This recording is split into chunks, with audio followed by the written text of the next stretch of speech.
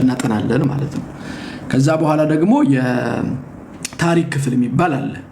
ያ ማለት በብሉይ ኪዳን የነበሩ የአባቶቻችንን ታሪክ የሚያነሳ ለምሳሌ የነ ሳሙኤልን፣ የነ ዳዊትን፣ የነ ሶሎሞንን፣ የሌሎቹንም የነ ኢያሱ 13ቱ የእስራኤል መሳፍንት የምንላቸው የነ ሶምሶን፣ የነ ባርቅ፣ የነ ሳሙኤል፣ የነ ጌዲዮን የነዚህን ሁሉ ታሪክ የምናገኝባቸው ለምሳሌ እንደ መጽሐፈ ኢያሱ ሕዝበ እስራኤልን ከሙሴ በኋላ እንዴት እንደመራቸው የሚተርክ ክፍል ነው።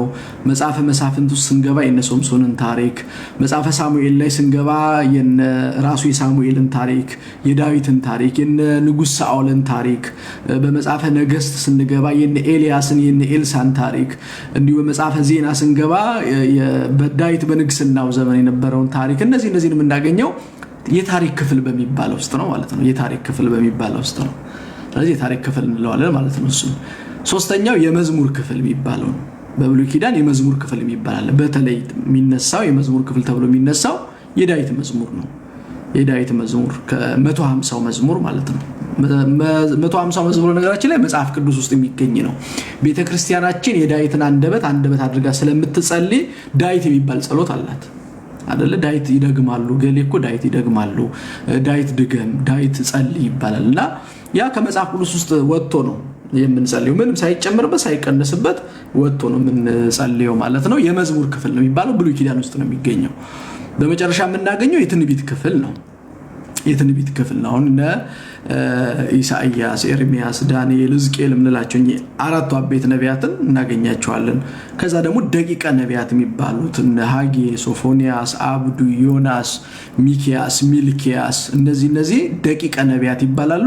ስለዚህ አጠቃላይ የትንቢት መጻሕፍት ያሉት የት ነው ማለት ነው? ብሉይ ኪዳን ውስጥ ነው ያሉት። ብሉይ ኪዳን ውስጥ ነው ያሉት። ስለዚህ ብሉይ ኪዳን በአራት ይከፈላል። የሕግ ክፍል፣ የታሪክ ክፍል፣ የመዝሙር ክፍልና የትንቢት ክፍል ተብሎ በአራት ይከፈላል ብለን አይተናል ማለት ነው። ከዛ ወደ አዲስ ኪዳን ስንመጣ የአዲስ ኪዳንን ክፍል ደግሞ በ5 ከፍለን አየነው። አዲስ ኪዳን ማለት ኢየሱስ ክርስቶስ በስጋ ማርያም ከተገለጠ ጊዜ ጀምሮ ያለውን ታሪክ የሚያነሳ ሲሆን የሚጀምረው ከማቴዎስ ወንጌል ነው። ስለዚህ በምን ይከፈላል? የወንጌል ክፍል ይባላል። አሁን ወንጌል የትኛው ውስጥ ነው የሚመደበው ስንባል አዲስ ኪዳን ነው ማለት ያለብን። ወንጌል አዲስ ኪዳን። ወንጌል የሚናገረው ወንጌል ማለት የምስራች ማለት ነው። ስለምንድን ነው ወንጌል የሚናገር ቢሉ ክርስቶስ ከሰማይ ወረደ፣ ከድንግል ተወለደ፣ በየጥቂቱ አደገ፣ በ30 ዘመን ተጠመቀ እንዲህ እያለ የሚናገር ነው። ስለዚህ የወንጌል ክፍል ብለን አይተናል። ከዛ በኋላ ከወንጌል ደግሞ ቀጥሎ የመልእክታት ክፍል ብለን ደግሞ የመልእክታት የምንላቸው 14ቱ የጳውሎስ መልእክታት፣ የጴጥሮስ፣ የዮሐንስ፣ የያዕቆብና የይሁዳ እነኚህ መልእክት ተብሎ ተቀምጠዋል። የሐዋርያው የቅዱስ ጳውሎስ መልእክት ወደ ሮሜ ሰዎች፣ ወደ ቆሮንቶስ ሰዎች፣ ወደ ገላትያ ሰዎች እንደዚህ እያለ ያስቀምጣቸዋል። ከዛ የዮሐንስ መልእክት አለ፣ የጴጥሮስ መልእክት አለ፣ የያዕቆብ መልእክት አለ፣ የያዕቆብ ወንድም መልእክት አለ። ስለዚህ የመልእክት ክፍል የሚባሉት እነዚህ ናቸው ማለት ነው። ከዛ የታሪክ ክፍል ደግሞ የምንለው አለ። የታሪክ ክፍል ደግሞ ግብረ ሐዋርያት ወይም የሐዋርያት ሥራ የምንለው ክፍል ነው። የሐዋርያት ሥራ ይሄ ቅዱሳን ሐዋርያት ርደተ መንፈስ ቅዱስ ከወረደላቸው በኋላ ያገለግሉትን አገልግሎት፣ ያስተማሩት ትምህርት፣ የደረሰባቸውን መከራ የሚናገረው ነው። የሐዋርያት ሥራ ይባላል። የሚመደበው ከታሪክ ክፍል ነው ማለት ነው። ሌላ የሥርዓት ክፍል ብለን አይተናል። የሥርዓት ክፍል ማለት ቤተክርስቲያን ዶግማዋን መሰረተ እምነቷን በስርዓት ነው የምታካሄደው። ለምሳሌ ጥምቀት ዶግማ ስለሆነ ለጥምቀት ምን አላት? ስርዓት አላት። ህፃናት በ40 ይጠመቁ፣ እንደዚህ ስርዓቶች አሉ። እነዚህን ስርዓት ያገኘችው ከአዲስ ኪዳን የስርዓት መጻሕፍት ነው። እነዛ ባለፈው እንዳልኳችሁ እዚህ እጃችን ላይ የሚገኘው መጽሐፍ ቅዱስ ውስጥ ገብተው ያልተጻፉ ወይ ያልታተሙ ግን ቁጥራቸው ልክ እንደ ማቴዎስ ወንጌል፣ እንደ ቆሮንቶስ፣ እንደ ገላትያ፣ እንደ ራእይ ዮሐንስ ወይም እንደ ሐዋርያት ሥራ ቁጥራቸው ከመጽሐፍ ቅዱስ የሚመደብ እነ ዲድስቅልያ፣ አብጥሊስ ሲኖዶስ፣ ግጹ ሲኖዶስ እያልን የተመለከትናቸው ናቸው። እነሱን በዝርዝር አዲስ ኪዳን ላይ እናጠናቸዋለን። ግን የሥርዓት ክፍል የሚባሉት እነዚህ መሆናቸውን ግንዛቤ እንድትይዙ ፈልጌ ነው። ከሥርዓት ውጪ የትንቢት ክፍል የሚባል ደግሞ አለ በአዲስ ኪዳን። ብቸኛው የአዲስ ኪዳን የትንቢት ክፍል ራእይ ዮሐንስ የሚባለው ነው። ራእይ ዮሐንስን ስታነቡ በመጨረሻው ዘመን ስለሚመጣው ሐሳዊ መሲህ ምናምን ስለሚናገር ትንቢት ነክ ስለሆነ ላጠናን ትንቢት ክፍል ተብሎ ተዘግቦ እናገኘዋለን ማለት ነው። ጥሩ ይሄ ባለፈው የተመለከትነው አቤት ማለት ነው። እንግዲህ ወደ ዛሬው ገና አልገባንም፣ ገና ጸሎት አላደረግንም። ጊዜያችንን እንደው ለመጠቀም ያቀንሳቸዋል። 45,000 ናችሁ እስካሁን 100,000 መሙላት ነበረባችሁ። የገባችሁ ሰዎች ደግሞ ለምን እንደምትወጡ ግራ ነው የሚገባኝ። እኔ ቤተክርስቲያን ይውላችሁ ቤተክርስቲያን መውደድ በማወቅ ነው። እሺ ቤተክርስቲያን እያወቅን እንውደዳት። እንደው ዝም ብለን በስሜት የቤተክርስቲያን ልጅ መባል ሳይሆን ስለ ቤተክርስቲያን ስንጠይቅ ይልቁኑ ስለ መጽሐፍ ቅዱስ ስንጠይቅ ሁላችንም አንደበታችንን አፋችንን ሞልተን መናገር መቻል አለብን። እውነት ለመናገር አፋችንን ሞልተን መናገር አለብን። ስለዚህ ቁጭ ብሎ መማር የሚከብድ ነገር አይደለምና ይሄ ወጣ ገባ እንደው ዝም ብሎ ወሬ የሚወራ ቢሆን ነው። እንደው የተከታታይ ትምህርት ለመማር ግን ራስን ማዘጋጀት ያስፈልጋልና አሁንም ታባችሁን በርቱ። ተማሪዎችን ያስገባለሁ ማለት ነው። ገስት ላይ የምትገቡ ተማሪዎች አንድ ቁጥር ጻፉ። መምህር አማኑ ካልመጡ ታባራርግም አላችሁ። እኔ እንግዲህ ታብ እንደዚህ ብዬ መጮህ አልችልም፣ ጸጋዬም አይደለም። ተናግሬያለሁ። 52 ደርሳችኋል። ጥሩ ነው። በርትታችሁ እንትን አድርጉ፣ ታብ አድርጉ ከማለት ውጪ ምንም። አንድ ቁጥር ምጽፉ በነገራችን ላይ ዝም ብላችሁ አንድ ቁጥር እንዳትጽፉ። ገስት ገብቶ ቪዲዮ አብርታችሁ የምትማሩ ተማሪዎች ናችሁ። ይሄን ወቁ። አንድ ቁጥር ዝም ብላችሁ አትጻፉ። ተገኘ ብላችሁ ገብታችሁ አብርታችሁ ቪዲዮ የምትማሩ ተማሪዎች ናችሁ። ያለዛ አስወርዳለሁ ወደታች። ይሄን ወቁ። ቪዲዮ የማያበራውን አስወርዳለሁ። እሺ ቪዲዮ አብርቶ የማይማረውን አንድ ቁጥር ጻፉ ስለተባለ ብቻ ዝም ብላችሁ አንድ ቁጥር አትጻፉ አደራችሁ። እኔ እንግዲህ ቀድሞ ዝም ብሎ ያገኘሁትን ነው እንትን የማደርገው። ምንም ገሌ ብዬ አንብቤ ምናምን አይደለም የማደርገው። ያበራለሁ። አንዱ በቃ አሁን የዘማሪው ቦታ ነው፣ ጸደቀ። እሱ የሚገባበት ቦታ ነው። እሱን እናስገባለን ማለት ነው። 60 ደርሳችኋል ጎበዞች። ሰዓቱ ሳይደርስ ዛሬ በጣም በርትታችኋል። 60 ገብታችኋል። 173 ሰው በደንብ አድርጋችሁ መምህር አማኑ ሲመጡ እንግዲህ አንዳችሁን አስወርዳችኋል። ይሄን ወቁ። መምህር አማኑ ሲመጣ ሼር አድርግልኝ ብሎኛል፣ ግን እኔ እኮ ችግር አለብኝ። ቆይ እስቲ እኔ እኮ ችግር አለብኝ። ሼር እስቲ እንትኑ አይመጣልኝም። የሚገርማችሁ እዚህ ፊት ለፊት ላይ በቃ ሼር አድርጉለት። እናንተ ሼር አድርጋችሁ ንገሩኝ አድርገናል ብላችሁ አግዙኝ ታባለች መቅደስ። በጣም ደክሟታል ማለት ነው። አያችሁ። እስቲ አግዟት፣ እስቲ አግዟት። አግዙኝ አለች። አይገርም? በጣም ደክሟታል ማለት ነው። 66 ደርሳችሁ የቁጥር ጥሩ አይደለም። ፍጠኑ እየተባላችሁ ነው። አያችሁ። ታብ በደንብ ስታደርጉ ሰው በደንብ በዛው እየጨመረ ይሄዳል። እሺ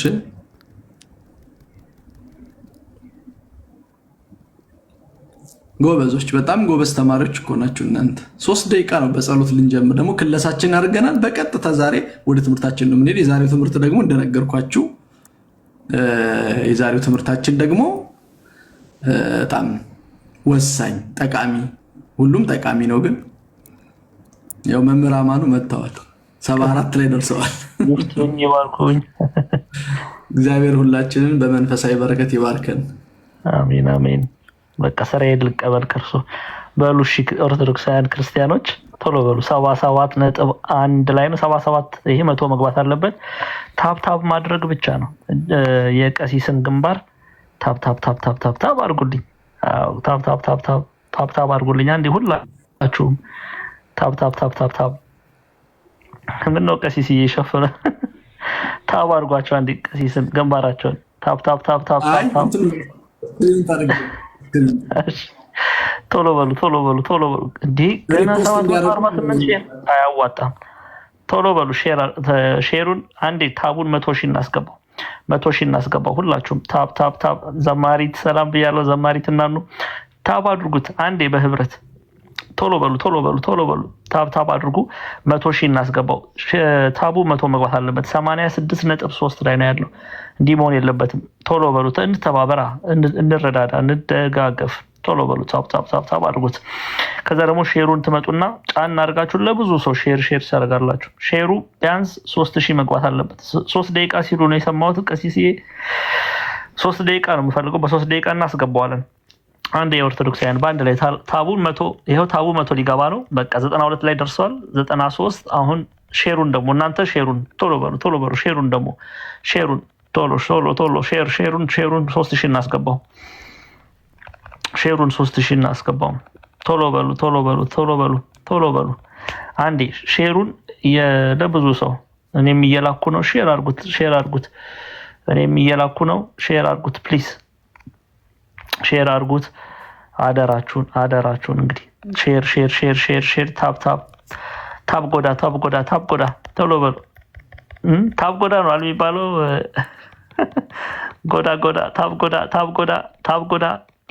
ታብ ጎዳ አድርጉልኝ። ቶሎ በሉ። በእንግሊዘኛው ደግሞ ፕሊዝ ሜክ ሹር ዩ ታብ 100 ገብተናል። ተባረኩ። አሁን ቶሎ በሉ ሼሩን 1000 ገብተናል። 3000 እናስገባው። ሼሩን አንድ ጊዜ ጫን አድርጉና ለብዙ ሰው ላኩ። ጫን እያደረጋችሁ ለብዙ ሰው ስቶሪያችሁ ላይ ደግሞ አድርጉ። እሺ ክርስቲያኖች ስቶሪያችሁ ላይ አድርጉ። ሼሩን ስቶሪያችሁ ላይ የቤታችሁ ስቶሪ ላይ አድርጉ። ፕሊዝ እንረዳዳ፣ እንደጋገፍ። አገልጋዮች አሁን ወደፊት መምጣት አለባቸው። ቀሲስ እኛ ዝቅ እንል፣ እኛ ቁጭ ልንል፣ እነሱ ከፍ ሊሉ ነው የሚገባው።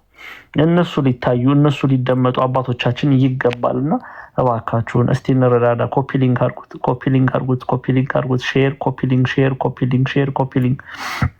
ሼር አስገቡት። ቶሎ በሉ።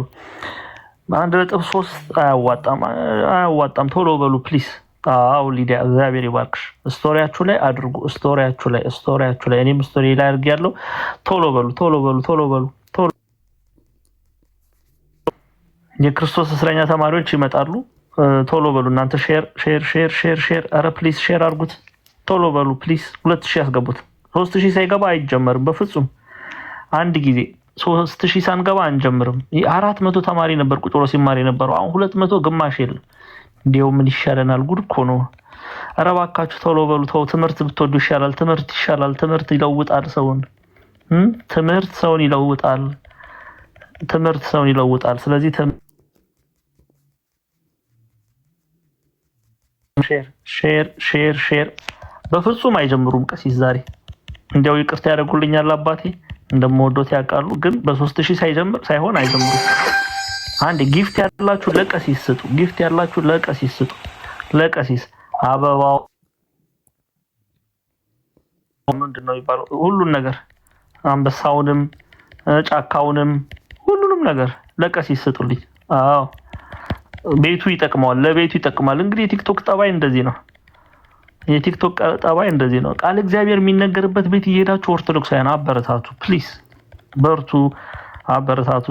አዎ በ1.8 አሁን 2000 ሊገባ ነው። ቶሎ በሉ 2000 ያስገቡትና ወደ 3000 እንሄዳለን። ቀሲስን አበባ እንዲያውም ጽጌ ያረለ የዛም ምሳሌ ይሆናል። አበባውን አንበሳውንም ዶልፊኑንም አሳውንም ሁሉንም 2000 ገብተናል። 3000 እናስገባው። ከዛ ይጀምራል። 3000 እናስገባው ፕሊዝ። 3000 እናስገባው። ሼር እንግዲህ የዲያቆን ስራ ይሄ ነው። በነገራችን ላይ ዲያቆን ተላላኪ ነው። ካህናት አባቶቻችን ሲያስተምሩ እኛ ምንድነው የምናደርገው? መላላክ።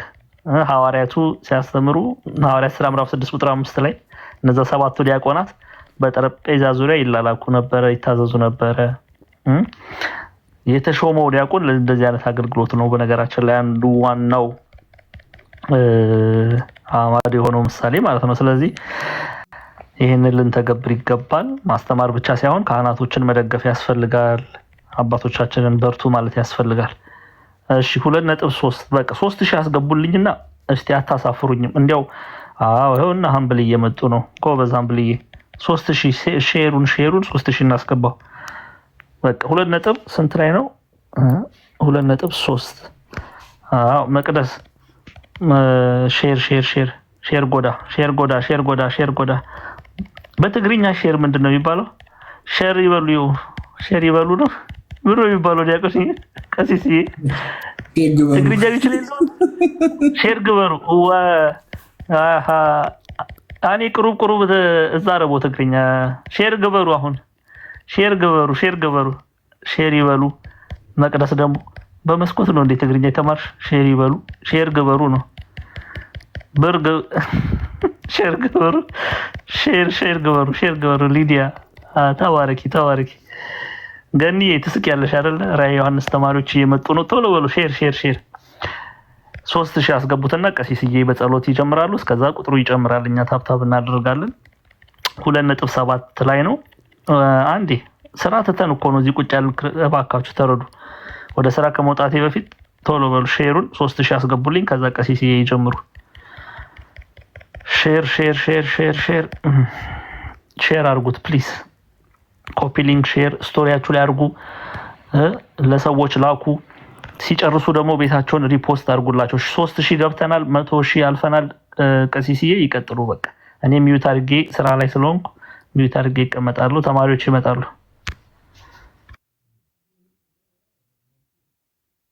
እግዚአብሔር ያክብርልኝ መምህርዬ፣ በጣም አመሰግናለሁ።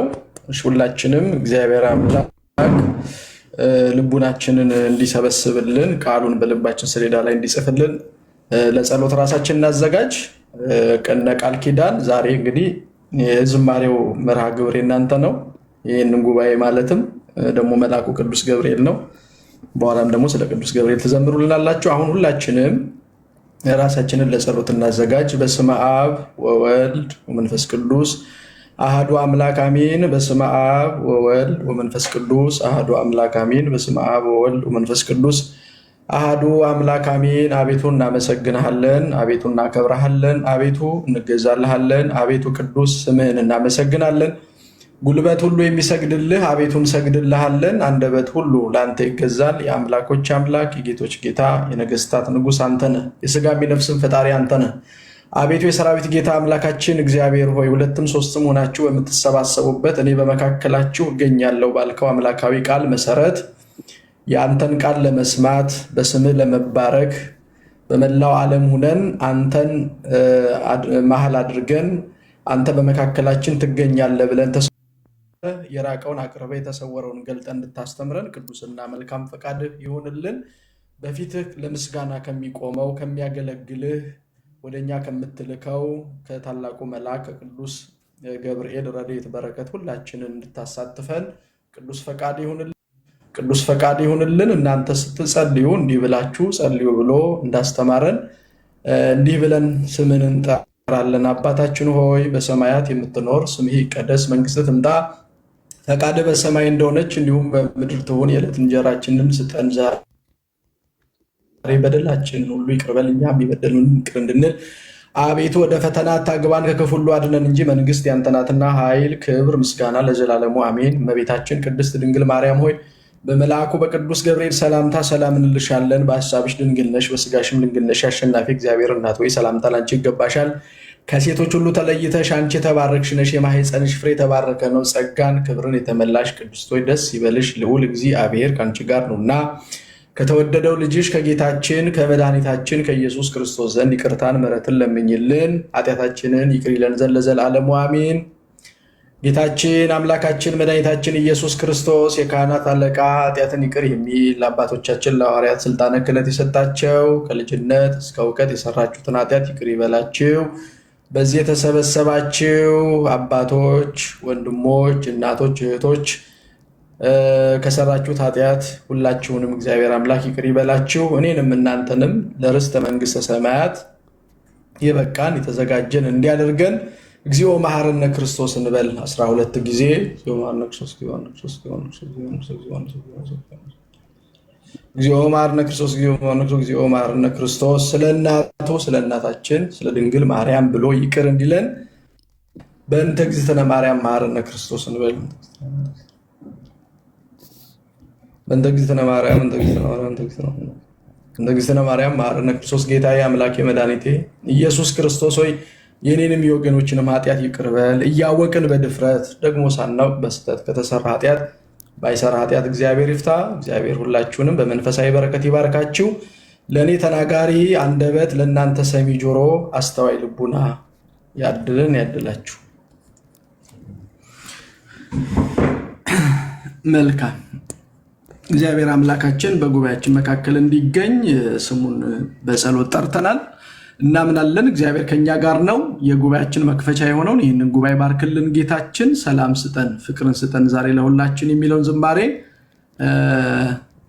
እነ ቃል ኪዳንና ውቤ ይዘምሩልናል። ከነሱ ጋራ እግዚአብሔር እናመሰግናለን። ከዛ በቀጥታ ወደ ዕለቱ ትምህርት ነው የምንገባው። ሁላችሁም እንግዲህ ይህንን የቀጥታ ስርጭት ታብ ሼር አድርጋችሁ ለሌሎች አድርሱ። ወደ ወንድምና እህታችን እንሄዳለን። ይህንን ጉባኤ ባርክልን ጌታችን፣ ይህንን ጉባኤ ባርክልን ጌታችን። ሰላም ስጠን፣ ፍቅርን ስጠን ዛሬ ለሁላችን። ሰላም ስጠን፣ ፍቅርን ስጠን ዛሬ ለሁላችን። ሰላም ስጠን፣ ፍቅርን ስጠን ዛሬ ለሁላችን። ሰላም ስጠን፣ ፍቅርን ስጠን ዛሬ ለሁላችን። ስብሐት ለአብ ለወልድ ለመንፈስ ቅዱስ፣ ስብሐት ለአብ ለወልድ ለመንፈስ ቅዱስ። ይደርብን የመስቀሉ የማርያም ፍቅር፣ ይደርብን የመስቀሉ የማርያም ፍቅር። ይደርብን የመስቀሉ የማርያም ፍቅር፣ ይደርብን የመስቀሉ የማርያም ፍቅር። ወደ አንተ ስንጸልይ በአንድነት ሆነን፣ ወደ አንተ ስንጸልይ በአንድነት ሆነን፣ ጌታችን ሆይ ላክልን መንፈስ ቅዱስን። ጌታችን ሆይ ላክልን ድንግል ማርያምን። ጌታችን ሆይ ላክልን መንፈስ ቅዱስን። ጌታችን ሆይ ላክልን ድንግል ማርያምን። ሐመልማለ ወርቅ ሐመልማለ ወርቅ ሐመልማለ ወርቅ ሐመልማለ ወርቅ ሐመልማለ ወርቅ ሐመልማለ ወርቅ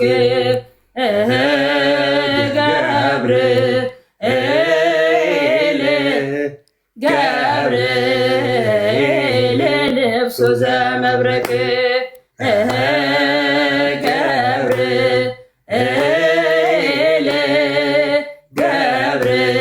ገብርኤል ልብሱ ዘመብረቅ ሐመልማለ ወርቅ ሐመልማለ ወርቅ ሐመልማለ ወርቅ ሐመልማለ ወርቅ ሐመልማለ ወርቅ ሐመልማለ ወርቅ ገብርኤል ገብርኤል ልብሱ ዘመብረቅ ገብርኤል ገብርኤል ልብሱ ዘመብረቅ ሐመልማለ ወርቅ ሐመልማለ ወርቅ ሐመልማለ ወርቅ ሐመልማለ ወርቅ ሐመልማለ ወርቅ ሐመልማለ ወርቅ ገብርኤል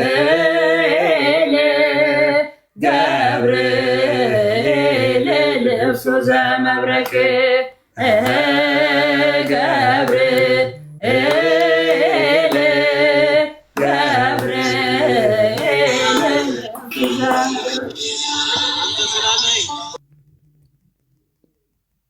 ስለ ዝማሬው የዝማሬ ባለቤት አምላካችን እግዚአብሔር ስሙ የከበረ የተመሰገነ ይሁንልን። ዝማሬውን ላቀረቡልን ለሁለት ጥንዶች በግብጽ ባለች ኦርቶዶክስ ቤተክርስቲያን አገልጋዮች ባልና ሚስት ናቸው። በነገራችን ላይ እንዲቁጭ ብለው በአንድነት በቃ ይሄ ነው ትልቁ ራሱን የቻለ ትምህርት ነው። ዝማሬያቸውም ደግሞ በሰንበት ትምህርት የታሸ ደስ የሚል ወዝ ያለው ዝማሬ ዘምረውልናል። ከጣዕሙ ብዛት የተነሳ ጥንትም ያለመልም የቅዱሳን መላእክትም ዝማሬ መላእክት ያሰማልን። የአገልግሎት ዘመናችሁን እግዚአብሔር ይባርክላችሁ። በመጨረሻም እንግዲህ እንዲሁ ተዘጋጁና እንዲሁ ትዘምሩልናላችሁ ማለት ነው። አሁን በቀጥታ ወደ መጽሐፍ ቅዱስ ጥናታችን እንገባለን። ተወዳጆች ዘግይታችሁ የመጣችሁ እንኳን ደህና መጣችሁ። ይህ ቤተ ወንጌል በሳምንት 2 ቀን ሰኞና ረቡዕ ምሽት በዚህ ሰዓት 4 ሰዓት ላይ የሚሰጥ ተከታታይ የመጽሐፍ ቅዱስ ጥናት ነው። መጽሐፍ ቅዱስን እንዴት ማጥናት አለብን የሚል ለሁላችሁንም ባማከለ ማለት ነው። አሁን እዚህ ፕላትፎርም ላይ ትምህርት ሲሰጥ ከምትከታተሉ 300 ሰዎች ውስጥ እንግዲህ መምህራን ትኖራላችሁ፣ ካህናት ትኖራላችሁ፣ ሊቃውንት ትኖራላችሁ፣ ደግሞ የኔ ቤቴ ደግሞ ይኖራል። ስለዚህ በተቻለ መጠን ብዙ ፐርሰንቱን ሊያማክል የሚችል ትምህርት ነው የሚሰጠውና ይጠቅማችኋል፣ ተማሩ። ዛሬ እንግዲህ በዛሬ ክፍላችን የምናየው እየተማርን ያለነው 10 መጻሕፍት ነው። 10 መጻሕፍት ማለት እችን ብትጽፏት ደስ ይለኛል። 10 መጻሕፍት ማለት የመጻሕፍት ስሮች ማለት ነው። ይሄም መጽሐፍ ቅዱስ ነው። የመጽሐፍ ቅዱስ ሁሉ ስሮች የመጻሕፍት ሁሉ ስሮች የምንለው በአንድ ተጠቅልሎ ያለው መጽሐፍ ቅዱስ ነው። 10 መጽሐፍ ይባላል። መጻሕፍትን በሁለት ስንከፍላቸው 10 መጻሕፍት ሲባል ከሰማችሁ መጽሐፍ ቅዱስ ማለት ነው። ብሉይና አዲስ ኪዳን መጽሐፍ ቅዱስ ማለት ነው። አንድ ሰው 10 መጽሐፍ ሲል ከሰማችሁ በ10 መጽሐፍ ተጽፎ ሲባል ከሰማችሁ መጽሐፍ ቅዱስ ማለት ነው። አዋልድ መጻሕፍት የምንላቸው ደግሞ አሉ። የመጻሕፍት ልጆች ማለት ነው። የመጻሕፍት ልጆች። ስለዚህ አዋልድ መጻሕፍትና 10 መጽሐፍ ብላችሁ ከጻፋችሁ አሁን ይኸውላችሁ የምናጠናው 10 መጽሐፍን ነው። መጽሐፍ ቅዱስን ነው የምናጠናው። ግን መጽሐፍ ቅዱስን እያጠናን መጽሐፍ ቅዱስን በይበልጥ ለመረዳት ልብ በሉ፣ በይበልጥ ለመረዳት ከአዋልድ መጻሕፍት የምንጠቅሳቸው ነገሮች ይኖራሉ።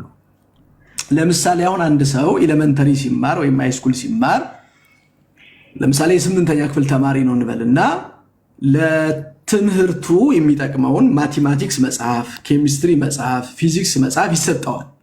ትምህርት ቤቱ ይሰጠዋል። ያ መጽሐፍ ዋናው መጽሐፍ ነው። ያ ሰው ለዛ ለ8ኛ ክፍል የተዘጋጀለት መጽሐፍ ነው። ይሄ ተማሪ ግን የተሰጠውን መጽሐፍ በይበልጥ ሊያብራሩለት የሚችሉ መጽሐፍቶችን ስለሚፈልግ ላይብረሪ ይገባል፣ ወይም ቤተ መጽሐፍት ሄዶ ይገባል። እነዛ ላይብረሪ ያሉት መጽሐፍትን እንደ አዋልድ መጽሐፍት ውሰዷቸው። መጀመሪያ ደግሞ ልክ ትምህርት ቤት ስትገቡ ለመማሪያ ተብሎ የሚሰጣችሁን መጽሐፍ ደግሞ እንደ 10 መጽሐፍ ውሰዱት ማለት ነው። ስለዚህ አሁን ይሄ መጽሐፍ ቅዱስ ነው። 10 መጽሐፍ ይሄ ነው። ብሉይና አዲስ ኪዳን ይሄ ነው። አሁን ይሄን መጽሐፍ ነው የምናጠናው። ይሄን መጽሐፍ ስናጠና የምንጠቅሳቸው ግን የመጽሐፍ ልጆች አሉ። አዋልድ መጻሕፍት ይባላሉ። ምን አገባቸው እዚህ ውስጥ የሚል እንትን እንዳይኖራችሁ። ወይም ደግሞ አሁን ብዙ ጊዜ ስትሰሙ ቤተክርስቲያን ብዙ ትምህርቶችን ብዙ መጽሐፎችን ጨምራለች የሚሉ የአንዳንድ ሰዎች ትምህርት አይምሯችሁን ወደኋላ እንዳይጎትት ደግሞ መጽሐፍ ቅዱስን ከአዋልድ መጻሕፍት ለይታችሁ እንደ አንድ ኦርቶዶክሳዊ እንድታውቋቸውም ጭምር። ለምንድን ነው እነዚህን መጽሐፍት የምትጠቀሟቸው ስትባሉ አፋችሁን ሞልታችሁ ደረታችሁን ነፋ አድርጋችሁ መናገርም እንድትችሉ ጥቅማቸውንም ጭምር ማየት ግድ ስለሚል የምንመለከታቸው ነገሮች ይኖሩናል። ያ ማለት የአዋልድ መጻሕፍት ባህሪ ምን ይመስላል የሚለውን እናያለን። አዋልድ ማለት ገርላት፣ ድርሳናት የምንላቸው መጻሕፍቶች ናቸው።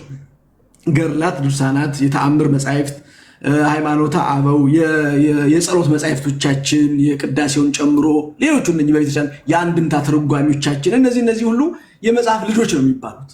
የነዚህን ጠቀሜታ አንድ ኦርቶዶክሳዊ ማወቅ አለብን።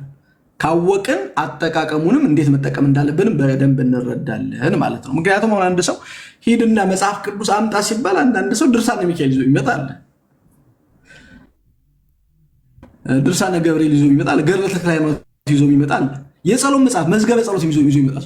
ሂድና መጽሐፍ አምጣ ብትሉት መጽሐፍ ተደርድረው ከሆነ መጽሐፍ ቅዱስ አምጣ ነው ያላችሁት። ሄዶ ግን ምን ሊያመጣላችሁ ይችላል?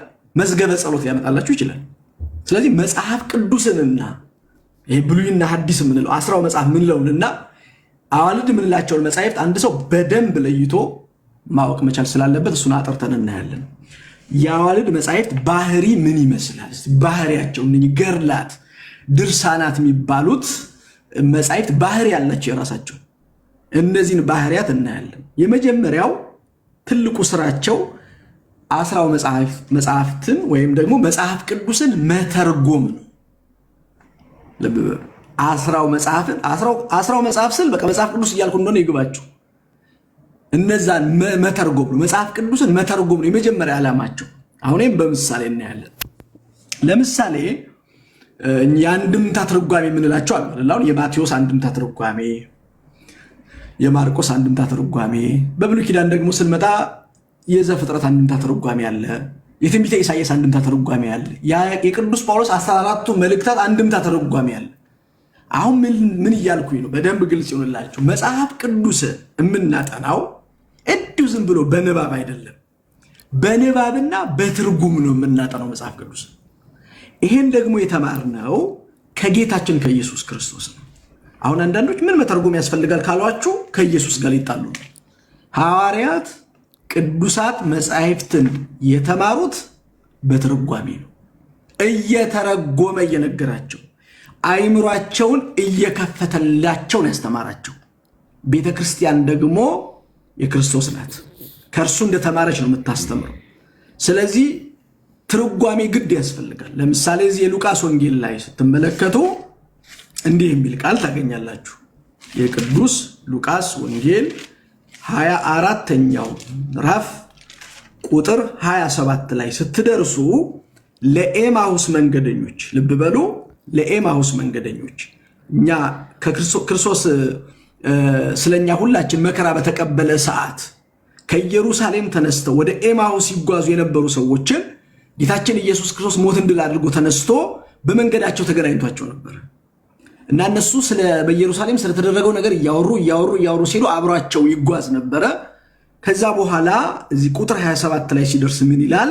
ከሙሴ፣ ልብ በሉ፣ ከሙሴ ከነቢያት ሁሉ ጀምሮ፣ ከሙሴ ጀምሮ ከነቢያት ሁሉ ስለ እርሱ ማለት ስለ ጌታችን ስለ ኢየሱስ ክርስቶስ ነቢያት ስለ ክርስቶስ መውረድ መወለድ ትንቢት ተናግረዋል። የምንለው ዝም ብለን አይደለም። ከሙሴ ጀምሮ ከነቢያት ሁሉ ጀምሮ ስለ እርሱ በመጻሕፍት ሁሉ የተጻፈውን ተረጎመላቸው ይላል። ምን አለላቸው ነው የሚለው? ተረጎመላቸው። አሁን በብሉይ ኪዳን በምሳሌ በትንቢት ተነግሮ የነበረውን እየተረጎመ ይሄ ማለት ለዚህ ነው የተባለው፣ ይሄ ማለት ለዚህ ነው እየተባለው እያለ እየተረጎመ አስተማረ ነው። ስለዚህ መጽሐፍ ቅዱስን ተርጉሞ የሚያስተምሩን እነኛ አዋልድ መጻሕፍት ናቸው። እንዳልኳችሁ የየክፍሉ የትርጓሜ ክፍል አለ። የማቴዎስ ወንጌልን ራሱን የቻለ፣ ማርቆስ ራሱን የቻለ፣ ሉቃስ ራሱን የቻለ፣ ዮሐንስ ሌሎቹንም ራሱን የቻለ። ቤተክርስቲያን ትምህርት የምታስተምረው በትርጓሜ ነው። ይሄ ከሐዋርያት መጀመሪያ ከጌታችን ከኢየሱስ ክርስቶስ ቀጥሎ ከቅዱሳን ሐዋርያት አስተምሮ የመጣ እንጂ ዛሬ አዲስ ነገር አለመጣም። ሐዋርያት በትርጓሜ ነው ያስተማሩት። ደግሞ ለዚህ ማስረጃ እናያለን። ኢየሱስ ሲያስተምር ተርጉሞ አስተማራቸው ይላል። ሐዋርያትን ሲያስተምሩ ተርጉሞ ነው ያስተማሩት። ማስረጃ ከተባለ የሐዋርያት ሥራ ላይ እንሂድና ኢትዮጵያዊውን ጃንደረባ ያስተማረውን ፊልጶስን እናመጣለን። ያለ መጽሐፍ ቅዱስ አስረጅነት የምናስተምረው ትምህርት የለንም። አንድምታ ትርጓሜ አያስፈልግም የሚላችሁ ሰው ቢመጣ እንዴት ተው እንጂ። ኢየሱስ ለሐዋርያት፣ ሐዋርያት ለቤተ ክርስቲያን ተርጉሞ ነው ያስተማሩት። ይሄ ደግሞ ከገድል ከድርሳን የመጣ ሳይሆን ራሱ መጽሐፍ ቅዱስ የሚናገረው የት ያለው እንደሆን የሐዋርያት ሥራ 8ኛው ምዕራፍ ከቁጥር 27 ጀምሮ እስከ 34 ያለውን ተመልከቱ። እደግመዋለሁ። የሐዋርያት ሥራ ምዕራፍ 8 ቁጥር 27 ወይም 26 እስከ 34 ድረስ ምንድነው በዚህ ክፍል ያለው? አንድ የኢትዮጵያ ንግስት አዛዥና ጃንደረባ ወይም በጊዜው አጠራር በዘመኑ አጠራር የገንዘብ ሚኒስትር የነበረ ሰው ከኢትዮጵያ ተነስቶ ይላል ወደ ኢየሩሳሌም ሄዶ ይሰግዳል። ያቺ ቅጽበት መቼ ነች መሰላችሁ?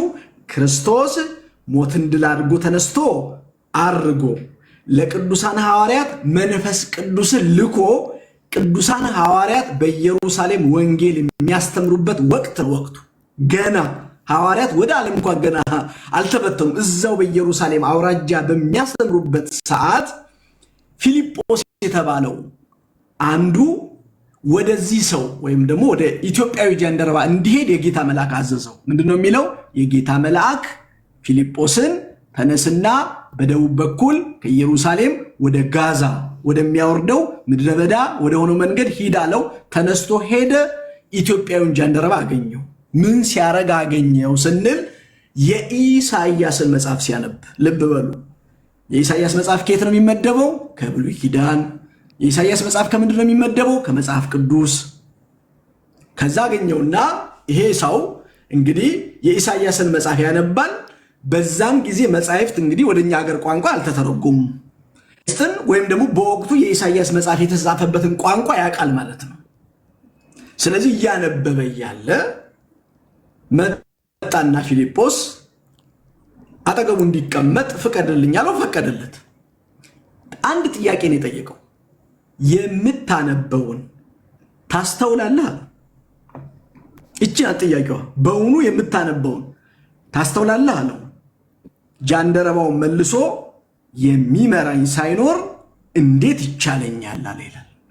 የሚመራኝ ያስፈልገኛል፣ መሪ ተርጉሞ የሚነግረኝ ያስፈልገኛል። እንደውም አለው የሚያነበውን ክፍል ተመልከቱ።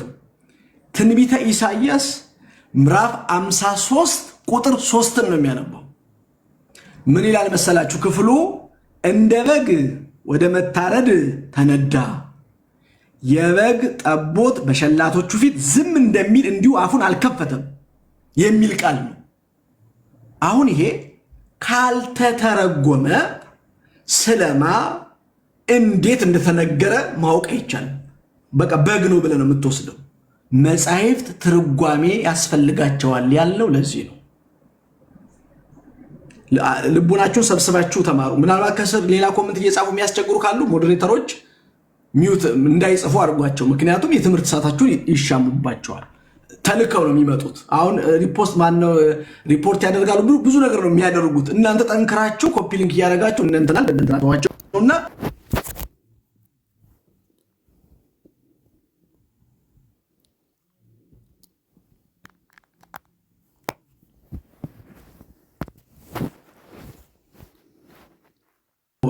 ኢትዮጵያዊ ጃንደረባ ዝም ብሎ አንብቦት ነው ያለፈው። በቃ አልገባውም።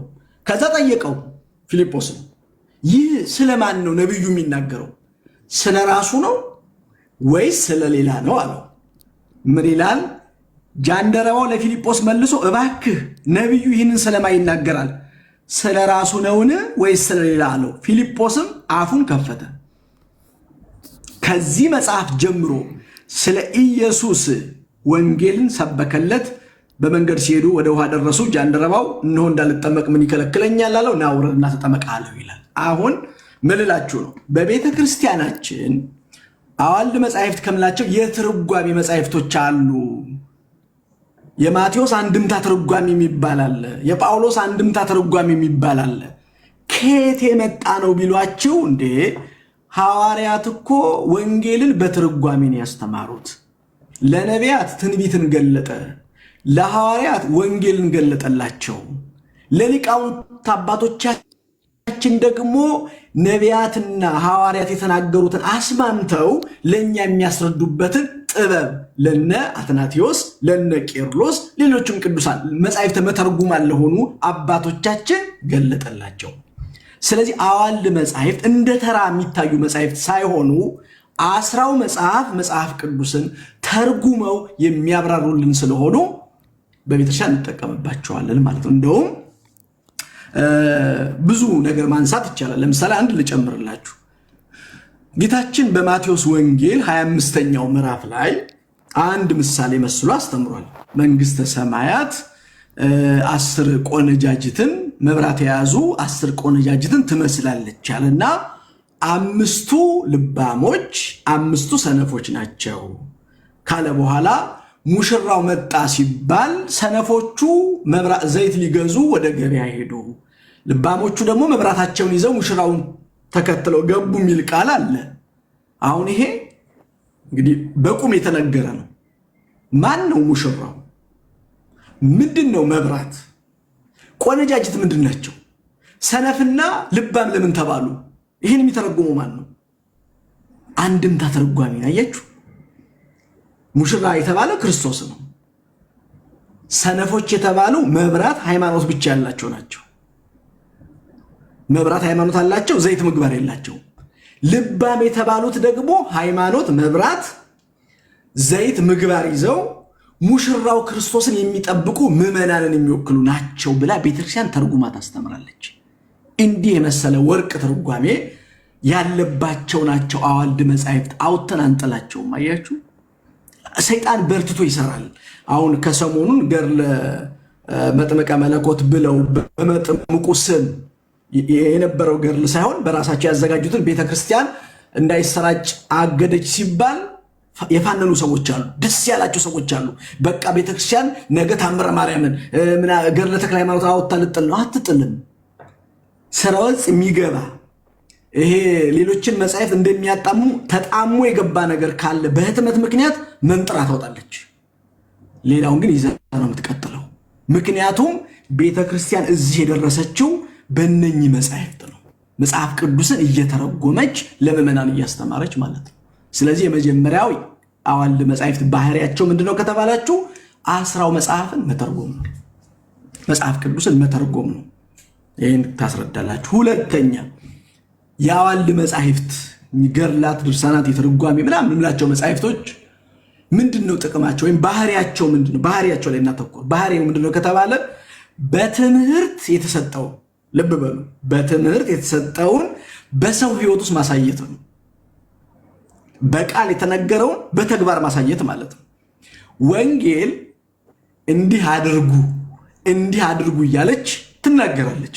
ያ በሰው ህይወት ውስጥ መተርጎም አለበት። ያለዛ መጽሐፍ ቅዱስ መካን ይሆናል፣ ወላድ አይሆንም። ታውቃላችሁ።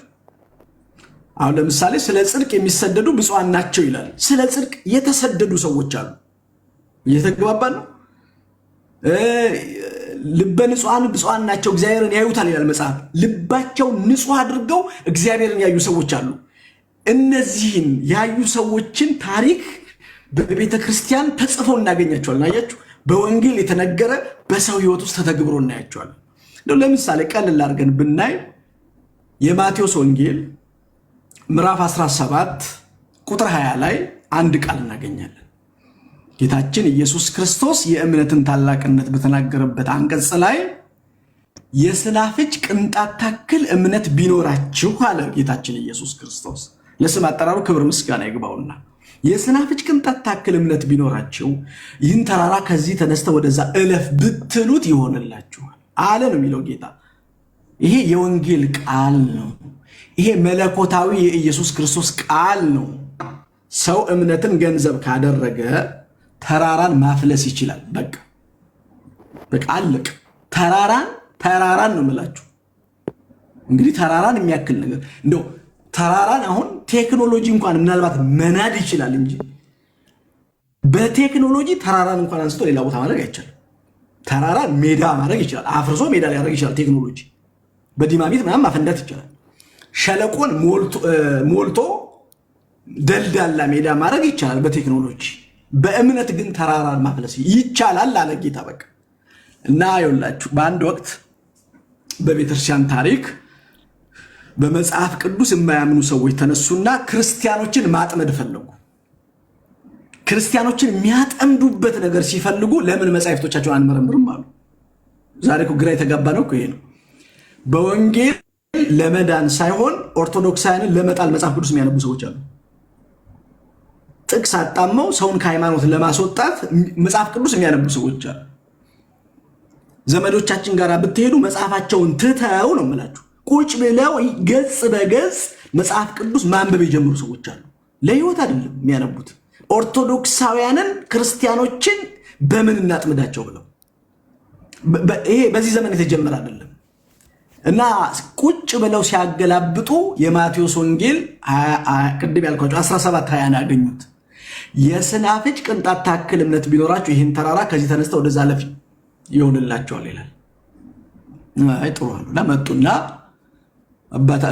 ክርስቲያኖች ጋር መጡና እንዲህ አሏቸው፣ እንግዲህ ከመጽሐፍ ቅዱሳችሁ ስናነብ የሰናፍጭ ቅንጣት ታክል እምነት ቢኖራችሁ ይህን ከዛ ወደዚህ ለፍ ብትሉት ይሆንላችኋል የሚል ቃል አገኘን። ከናንተ በላይ ገዳም ነው የመጡት። ለዛው ከናንተ በላይ እምነት ያለው ሰው መቼስ የለም። ስለዚህ እንደ ቃሉ ተራራን ከዚህ ወደዛ አሻግራችሁ ታሳዩናላችሁ፣ ያለበለዚያ ግን ሃይማኖታችሁ ከንቱ ነው አሏቸው ይላል። አጣብቂ ነው ነው ወጥመድ ነው። አያችሁ አሁን በዚህ ምክንያት ብዙ ሰው ሊስት ነው። መጽሐፍ የሰናፍጭ ቅንጣት ታክል እምነት ካላችሁ ይሄ ወደዚህ ይሻገራል አለ። በተግባር ካልተተገበረ ክርስትና ልትነቀፍ ነው። ስለዚህ በዚህ ጉዳይ አባቶች ሱባኤ ይዘው እግዚአብሔር አንድ ሰው በሰዎች የተናቀም ይመስል ግን ህይወቱ የከበረ እላዩ አዳፋ መስሎ ምንም እንደው ምስኪን የሆነ ሰው ውስጡ ግን ለእግዚአብሔር የተመቸ ሰው ጫማ በመስፋት የሚተዳደር ስምዖን የተባለ ሰው አለ። ይህንን አለ እግዚአብሔር ስምዖን ያደርገዋል አለ። በቃ እግዚአብሔር ይውላችሁ እና ሊቀ ጳጳሱ መጣና ወደ ስምዖን ያለውን ነገር ነገረው። እንዲህ ነው አለው።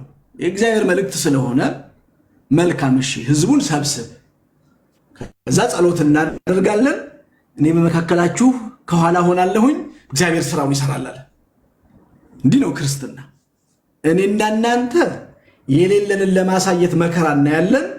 የሚችሉ ሰዎች ደግሞ ከፊት ሳይሆን ከኋላ መሆኑን ይወዳሉ። እና ኪርያላይሶን እየተባለ ጸሎት እየተደረገ ይላል። ይህ እንግዲህ በዓለማችን ላይ የተከናወነ ታሪክ ነው። ተረት አይደለም። አምጥተን የምንነገራችሁ በነገራችን ላይ ተረት አይደለም የምንነገራችሁ፣ የቤተ ክርስቲያን ታሪክ ነው የምንነገራችሁ። ቤተ ክርስቲያን ያሳለፈችውን ህይወት ነው የምንነገራችሁ። መቼስ ቤተ ክርስቲያን ያለ ታሪክ አልኖረችም። አሁን የእነ እንቶኒ ችግራቸው ምንድነው? ቤተ ክርስቲያን ምንም ታሪክ ሳሰራ ዝም ብላ የመጣች ነው መሰለኝ የሚመስላቸው። በቤተ ክርስቲያን ውስጥ መልካሞች መልካም ስራ፣ ክፉዎች ክፉ ስራ ሰርተው እዚህ ደርሳለች። ክፉዎችን ትተን መልካሞችን እናነሳለን። ከመልካሞቹ አንዱ ስምዖን የወንጌልን ቃል ተግብሯል። ምን አደረገ? ያው በጸሎታቸው ተራራው ተነቅሎ አቅጣጫ ቀየረ ማለት ነው። አሁን ለምንድን ነው እዚህ ጋር የመጣ ነው? አዋልድ መጻሕፍት በአስራው መጽሐፍ በመጽሐፍ ቅዱስ የተነገረውን ወይም የተሰጠውን ትምህርት ወደ ሰው ህይወት ውስጥ የሚቀይር ነው፣ ቀይሮ የሚያሳይ ነው ማለት ይሄ ነው። ከዚህ በላይ ምንም ምሳሌ ሊመጣ አይችልም። ከስምዖን ጫማ ሰፊው በላይ በትምህርት ነው የተሰጠው። ትምህርቱ ምንድነው የሚለው? የሰናፍጭ ቅንጣት ታክል እምነት ቢኖራችሁ ከዚህ ተነስተ ወደዛ አለፍ ብትሉት ይሆናል። ትምህርት ነው። ትምህርት በተግባር የታየው አዋልድ መጻሕፍት ውስጥ ነው። የስምዖን ጫማ ሰፊው ታሪክ የሚገኘው መጽሐፍ ቅዱስ ውስጥ አይደለም። በቤተ ክርስቲያን ታሪክ መጽሐፍት ወይ በስንክሳር ውስጥ ነው የሚገኝ። ስለዚህ እነዚህን መጻሕፍት አውጥተን አንጥላቸውም። ይልቁኑ መጽሐፍ ቅዱስን በደንብ እየገለጡልን እንድንረዳው ያደርጉናል፣ እንድንገነዘበው ያደርጉናል። ይህንን በደንብ መረዳት ያስፈልጋል ማለት ነው። መልካም፣ ወደ ሶስተኛው እንላለን። ባህሪያቸውን የአዋልድ መጻሕፍት ባህሪያቸው ምንድን ነው? በእምነትና በስርዓት የአስራው መጽሐፍን ስርና መሰረትን ይዘው የሚገኙ ናቸው። በነገራችን ላይ በእምነትም በስርዓትም ስናያቸው ከመጽሐፍ ቅዱስ እናት ከሆነ መጽሐፍ ቅዱሳቸው ጋር የሚያላትማቸው የሚያጋጫቸው ምንም ጉዳይ የለም። በውስጣቸው ያለው ሐሳብ በዚህ ውስጥ ያለ ሐሳብ ነው። እንደውም ሪፈር የሚያደርጉት ይሄን መጽሐፍ ነው። በነገራችን ላይ መጻሕፍት እንደዚህ ናቸው። አሁን ብሉይ ኪዳን ከአዲስ ኪዳን ይቀድማል አይደለ? ሐዋርያት ሪፈር እያደረጉ የጻፉልን ነቢያትን ነው። ይሄ መጽሐፍ ቅዱስ ደግሞ ተጽፎ ካለቀ በኋላ የተጻፉ በቤተ ክርስቲያን ያሉት መጻሕፍቶቻችን ሪፈር የሚያደርጉት ይሄኛው ነው። አሁን ሃይማኖተ አበው የሚባል መጽሐፍ አለ በቤተ ክርስቲያናችን፣ የነገረ ሃይማኖት መጽሐፍ እንለዋለን። ሃይማኖተ አበው ከ12ቱ ሐዋርያት ጀምሮ የቤተ ክርስቲያን ታላላቅ መምህራን ለመናፍቃን የሰጧቸው መልሶች ናቸው እዛ ውስጥ ያሉት። ሃይማኖተ አበው ውስጥ ይሄን ያለው ሃይማኖተ አበውን ገልጣችሁ ስታነቡ ሃይማኖተ አበው መልስ የሚሰጠው ከመጽሐፍ ቅዱስ ነው። ግለጡና መጽሐፍ ቅዱስ ያላችሁ ሰዎች፣ ሃይማኖተ አበው መጽሐፍ ቅዱስ ያላችሁ ሰዎች እየገለጣችሁ ስታዩ ከእያንዳንዱ ስር የመጽሐፍ ቅዱስ ጥቅስ ያስቀምጥላችኋል። በእምነትም በስርዓትም ይሄንን መጽሐፍ ቅዱስ ይመስሉታል እንጂ የራሳቸው አዋልድ መጻሕፍት የራሳቸው እምነት የራሳቸው ስርዓት የላቸውም።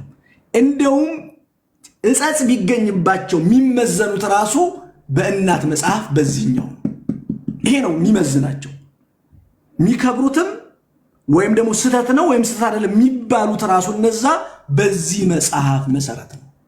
በዚህ መጽሐፍ መሰረት ነው። ይሄ በደንብ ጠንቅቀን መረዳት አለን። ስለዚህ በእምነትና በስርዓት ከአስራው መጽሐፍ የማይለዩ ናቸው አዋልድ መጻሕፍት የምንላቸው ማለት ነው። ሌላው አስራው መጽሐፍን ሙሉ ሊያደርጉ የሚችሉ ምስጢራትንና ታሪኮችን ይዘዋል። ይሄ ደግሞ ጉድ ነው። አዋልድ መጻሕፍት ምንላቸው ገድላት፣ ድርሳናት፣ የተአምር፣ የነገር ሃይማኖት፣ የጸሎት፣ የጥበብ ምናምን መጻሕፍት ምንላቸው መጽሐፍ ቅዱስን በምስጢርና በታሪክ ሙሉ የሚያደርግ ነገር ይዘዋል።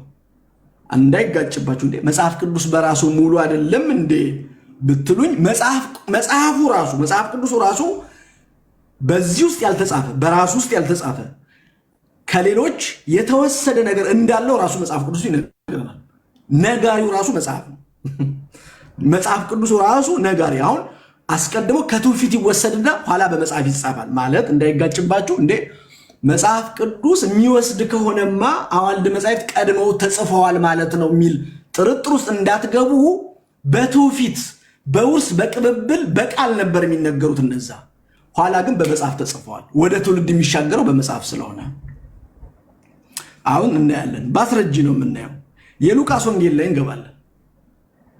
አሁን ልብ በሉ። የሉቃስ ወንጌል አዲስ ኪዳን ነው የሚገኘው።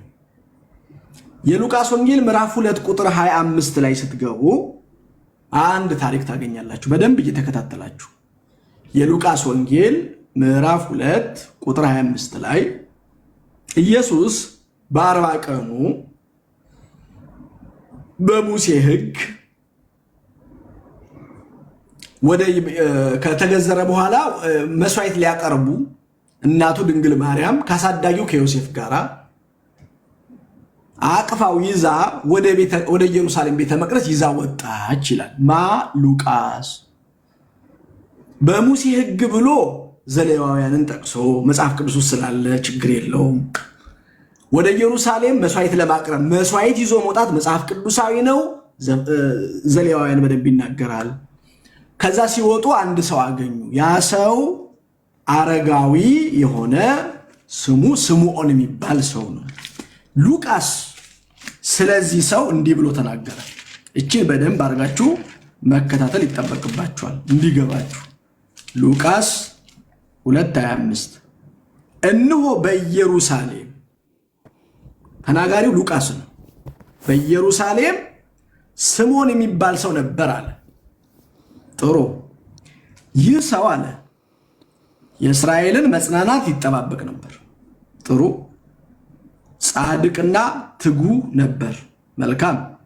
መንፈስ ቅዱስ በእርሱ ላይ ነበር ይላል።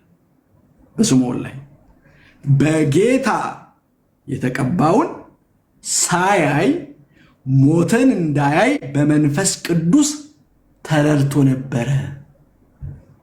አስምሩባት። እቺ ሉቃስ ወንጌላዊ ነው የሚናገረው።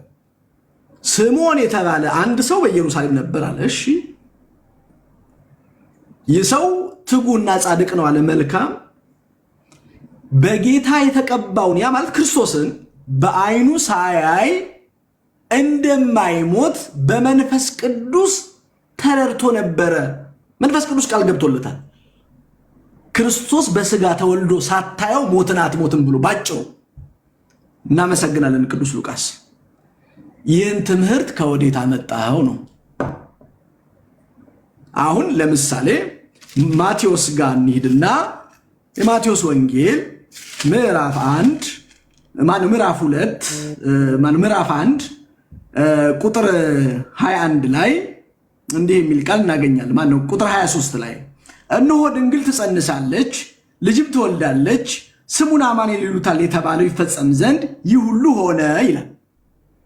ማቴዎስ ይህንን ኬታ መጣህ ብንለው ትንቢተ ኢሳይያስ ምዕራፍ 7 ቁጥር 14 ላይ ታገኙታላችሁ ይህንን ቃል። አሁን ጥያቄው ቅዱስ ሉቃስ ስምዖን ስለሚባል ሰው መንፈስ ቅዱስ ቃል እንደገባለት የት ነው ያገኘው? ኬት ተረዳኸው?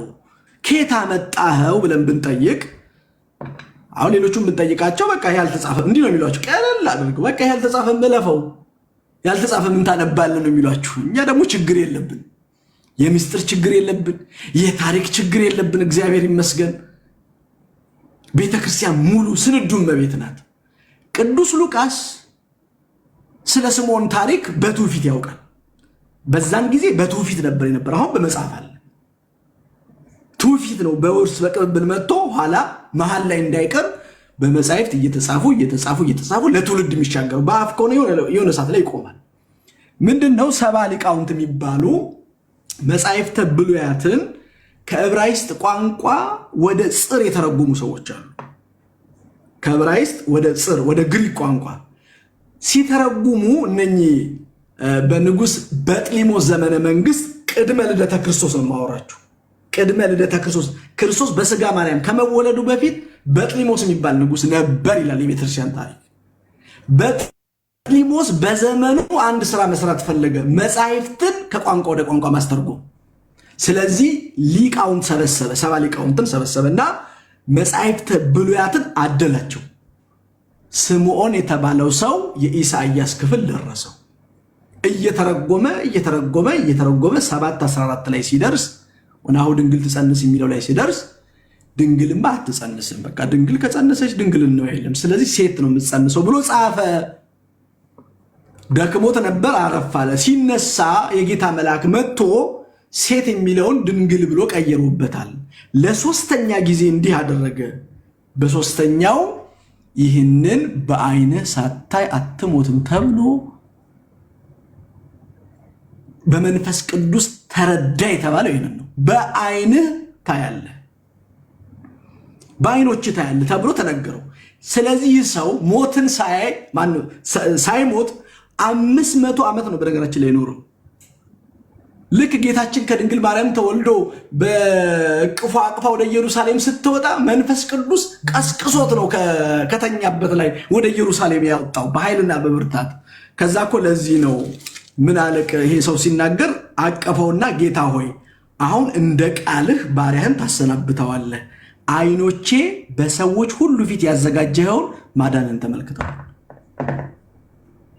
ስለዚህ አሁን ምንድነው ወደዚህ ያመጣን ስንል አዋልድ መጻሕፍት በ10ው መጽሐፍ በመጽሐፍ ቅዱስ ውስጥ ያልተካተተ ታሪክን በማሟላት ሚስጥራትን በማመሳጠር መጽሐፍ ቅዱስን በደንብ እንድንረዳው ያደርጉናል።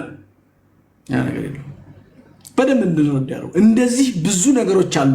ለጠቢብ አንድ ቃል ይበቃዋል። ይሄን ከያዛችሁ በዚህ መንፈስ ሌሎቹን እየተረጎሙ መሄድ ነው። ስለዚህ 10ው መጽሐፍ ይሄንን እንረዳበታለን ማለት ነው። ስለዚህ ከ10ው መጽሐፍ ባህሪ መካከል እነዚህን ለአብነት ካየን ሁለቱ አንድ መሆናቸው በምን ይታወቃል የሚለውን እኔና እናበቃለን። ማለት አንድ ናቸው ማለታችን ምንድነው? የእግዚአብሔር መንፈስ ስላለባቸው 10ው መጽሐፍም አዋልድ መጻሕፍትም የእግዚአብሔር መንፈስ አለባቸው። የመጀመሪያው የእግዚአብሔርን ስራ በመግለጥ አንድ ናቸው። መጽሐፍ ቅዱስም የሚገልጸው የእግዚአብሔርን ስራ ነው። አዋልድ መጻሕፍትም የሚገልጡት የእግዚአብሔርን ስራ ነው። የሰይጣንን ስራ የሚገልጥ የቤተክርስቲያን መጽሐፍ የለም። ልክ እንደ መጽሐፍ ቅዱስ አሁን መጽሐፍ ቅዱስ የእግዚአብሔርን ስራ ይገልጣል ስንል በነቢያት እያደረ በሐዋርያት እያደረ በመላእክት እያደረ በቅዱሳን እያደረ ነው የእግዚአብሔር ስራ በመጽሐፍ ቅዱስ የተገለጸው። በእነ አብርሃም እያደረ በብሉይ ኪዳን በእነ ይስሐቅ በእነ ያዕቆብ እያደረ በነቢያት በእነ ኢሳያስ እያደረ በአዲስ ኪዳን በሐዋርያት ላይ እያደራል እግዚአብሔር ስራውን የገለጠው። እንደዛው ሁሉ አዋልድ መጻሕፍት ውስጥም ስንመጣ ባለገድሉን ባለቅዱሱን ባለዛ መጽሐፍን በዛ ሰው እያደረ እግዚአብሔር ስራውን እየገለጠ ወደፊትም ስራውን እየገለጠ ይኖራል እግዚአብሔር። ስለዚህ አዋልድ መጻሕፍትም አስራው መጽሐፍ ቅዱስም የእግዚአብሔርን ስራ መግለጥ ነው የመጀመሪያ ዓላማቸው።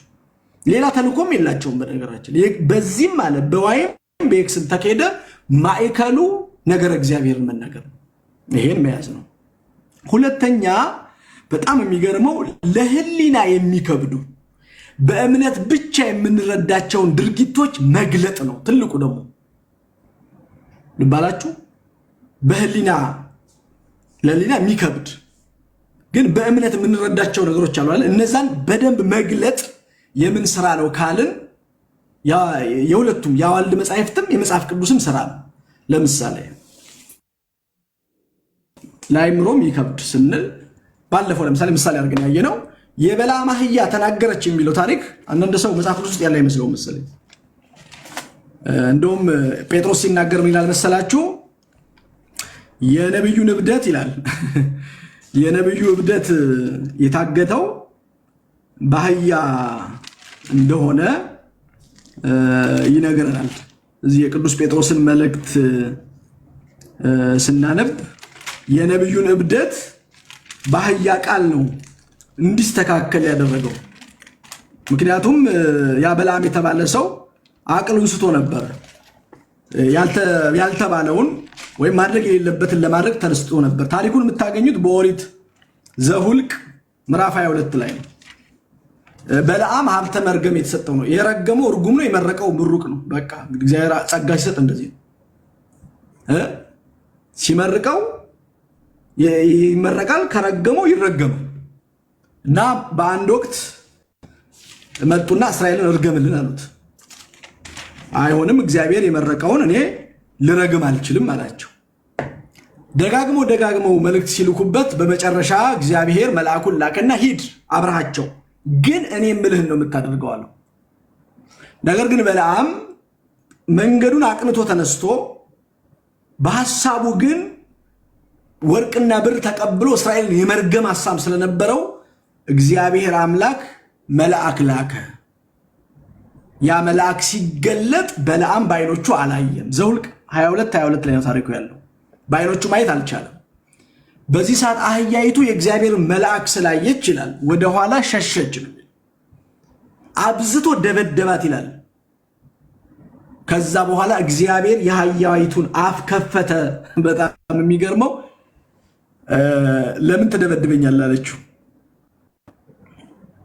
የእግዚአብሔር መልአክ ከወይኑ ቦታዎች መካከል ወዲያና ወዲህ ወገን ግን በነበረበት በጠባብ መንገድ ላይ ቆመ። አህያይቱ የእግዚአብሔር መልአክ አይታ ወደ ቅጥሩ ተጠጋች። በለዓም ከበለዓም እግር ከቅጥሩ ጋር አጣበቀችው፣ እርሱ ደግሞ መታት። የእግዚአብሔር መልአክ ወደፊት ሄደ፣ በቀኝና በግራ መተላለፊያ በሌለበት በጠባብ ስፍራ ቆመ። አህያይቱ የእግዚአብሔር መልአክ አየች፣ ከበለዓም በታች ተኛች ይላል። በለዓም እጅግ ተቆጣ፣ አህያይቱን በበትር ደበደባት። እግዚአብሔር የአህያይቱን አፍ ከፈተ። በለዓምም 3 ጊዜ የመታኸኝ ምን አድርጌ ነው አለችው። በለዓምም አህያይቱን ስላላገጥሽብኝ ነው አላት። በእጄ ሰይፍ ቢኖር አሁን በገደልኩሽ ነበር አላት። አህያይቱም በበለዓም ከብዙ ዘመን ጀምሮ እስከ ዛሬ ድረስ የምትቀመጥብኝ አህያ አይደለሁም ምን አለችው። በውኑ እንዲህ አደርግ ዘንድ ልማዴ ነበር አለች። እርሱም እንዲህ አላደረግሽም አላት። እግዚአብሔር የበለዓምን አይኖች ከፈተ እያለ ታሪኩ ይቀየራል፣ ይቀጥላል። አሁን ልብ በሉ፣ ይሄ መጽሐፍ ቅዱስ ውስጥ ያለው ዘኍልቍ። አሁን መጽሐፍ ቅዱሱን ይሄንን ለህሊና የሚከብዳል። አህያ ተናገረች፣ አህያ አወራች። አሁን ይሄ ነው ገድል ላይ ተጽፎ ቢሆን ይሄ አሁን ገድለ እገሌ ሊሆን አንድ ጻድቅ ገድል ላይ ቢሆን ይሄ ኦርቶዶክሳውያን ተረታችሁን ጀመራችሁ ይሉናል። መጽሐፍ ቅዱስ ውስጥ አህያ በሰው ቋንቋ ተናገረች ይላል። ስለዚህ መጽሐፍ ቅዱስም አዋልድ መጻሕፍትም የእግዚአብሔርን ድንቅ ስራ ማለት ይሄ ከአይምሮ በላይ ከህሊና በላይ የሆነውን በእምነት የምንረዳውን ስራ መግለጽ ነው። የአዋልድም የመጽሐፍ ቅዱስም ትልቁ ስራቸው ማለት ነው። በዚህ ታሪክ ብንነሳ በጣም ገድላት ላይ ስንገባ ብዙ ነገር እናገኛለን። ለምሳሌ አሁን የብዙ ቅዱሳንን እንደውም አንድ ሰሞን አስታውሳችሁ ከሆነ እነ አንቶኒ ሹፈት ጀምረው ነበረ። እንደውም የኦርቶዶክስ ቅዱሳንን ምንድነው ከእንስሳ ጋር የሚያያይዛቸው ብለው ሎቱ ስብሐት እና አቡነ አረጋዊ በዘንዶ መውጣታቸው ላይ ሲያላግጡ እነ ገብረ መንፈስ ቅዱስ 60 ነብርና 60 አንበሳ ሲከተላቸው እነ ቅዱስ ሚናስ ከግመሉ ጋራ ሌሎቹም እነ ዮሐንስ እነ ሳሙኤል ዘዋልድባ